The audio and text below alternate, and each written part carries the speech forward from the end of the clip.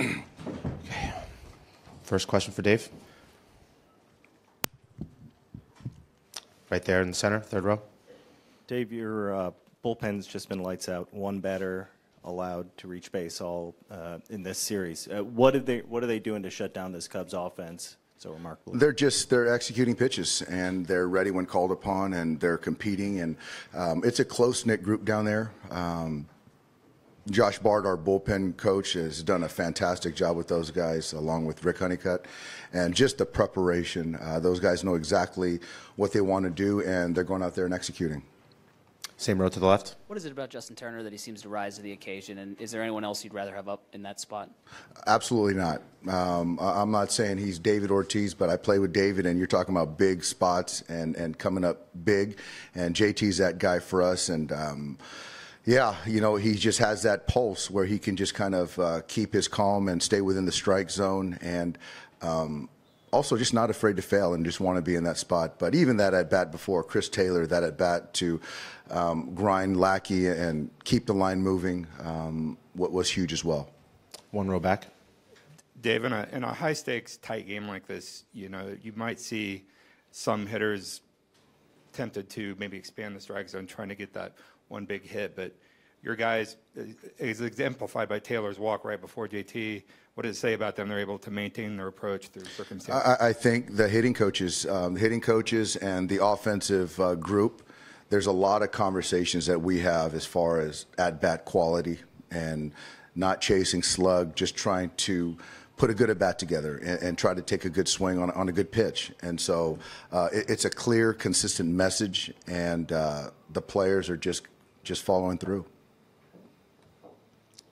Anything else for Dave? Fourth row to the right.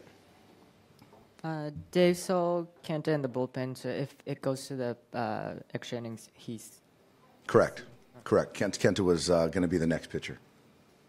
Bill, against the wall. Dave, as you guys go over the course of a season and try to plot your rest for your relievers, how much of it is pointed toward October, knowing that we want these guys to be fresh so we can use them every day and have the ability to do that?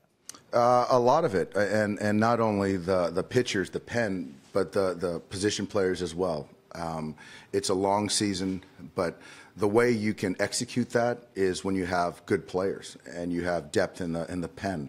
So when you can monitor Kenley's innings, Morrow's and Fields and all these guys, and also give JT days off and you know, mix and match the catching situation and keep Logan fresh and all those guys. And I think as an organization, that's our philosophy, and just understanding that it takes a lot of people to get to where we want to get to. And a lot of guys, everyone feels included, relevant, and a part of this. And so you look into that clubhouse and guys that are active. Again, I said it last night, and there's a lot of guys that aren't active on our roster that really played huge roles for us and eating innings for us, taking at bats, playing innings in the field. So, but yeah, the organizational philosophy to not expend guys too much, understand that we still have an extra month to play.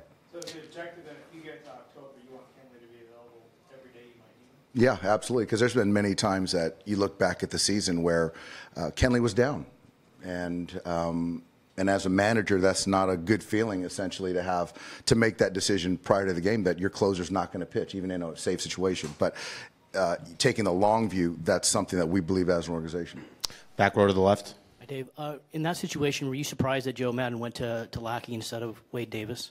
You know, it's hard to question what Joe does. Joe's very good over there, and he knows his personnel considerably more than I do. But obviously, you know, he's their best back there at the back end. So we certainly like the matchup. But again, I don't know Wade's status and knowing that he threw 50 pitches, but I know he was up. But again, I'm not going to question Joe. Back row to the right. Dave, just further to the bullpen, what's made Brandon Morrow so vital for your club, and just how reliable has he become for you? Well, he's become obviously incredibly valuable.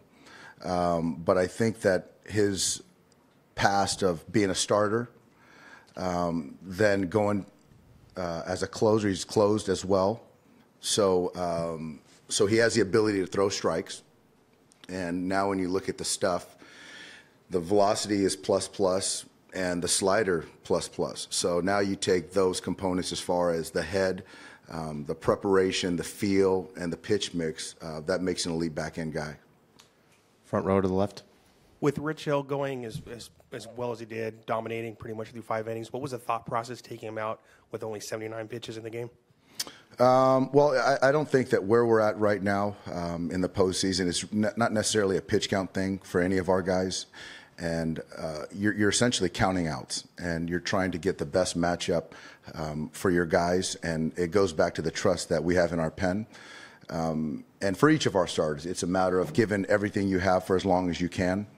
And what we do on the offensive side is pass the baton.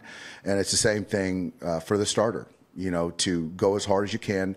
And for me, I just felt good with when you got Fields, Watson, Morrow, Kenley. So the guys that we can kind of match up, I felt good about it. Over to the right. Dave, over here, 29th anniversary of Gibby. How cool is that? It's very cool. And JT, we were talking about it in there after the game, and I was waiting for the little this thing right here. But it's unbelievable that it's, what'd you say, 29 years to the day. It was special, and our guys feel it. We feel it. The Cubs, it's a very good ball club. Those guys fight every pitch, and there's a reason that they're the world champions.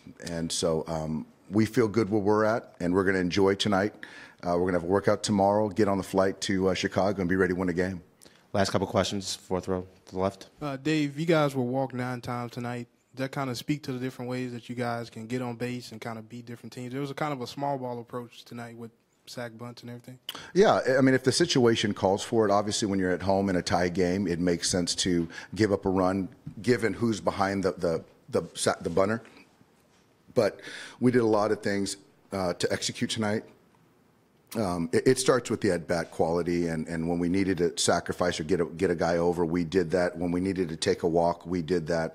And fortunately for JT, when he got a pitch in his nitro zone, he could slug. So that's what good teams do, and we've been a very good offensive team all year long. So just credit to the guys in the clubhouse. Second row to the left.